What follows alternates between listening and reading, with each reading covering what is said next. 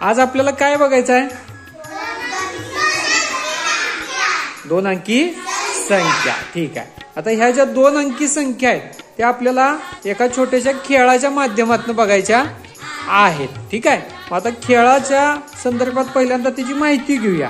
जानू, तुला आत काय दिसतंय बाळ? नोट दिसत्या. कितीची नोट दिसत्या?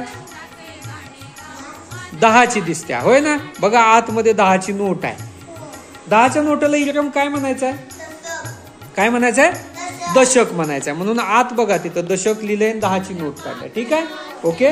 त्यानंतर प्रणाली, बाहेर काय दिसतंय तुला? एकक दिसतंय. एकक लिहिलेलं दिसतंय, होय ना?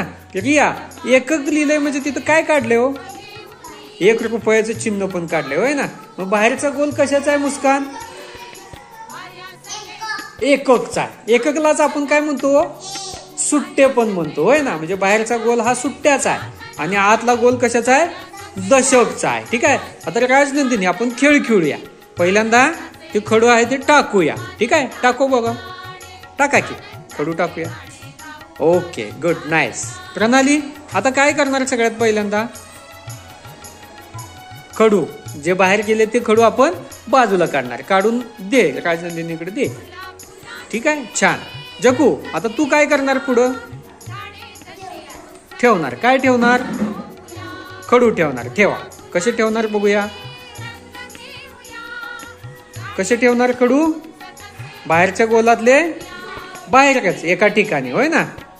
आणि आतल्या गोलातले आतच ठेवणार, पण एका ठिकाणी ठेवणार, होय ना?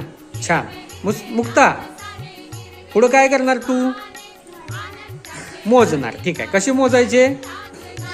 आतले दशक आहेत म्हणून 10, 20, 30. किती झाले आत खडू?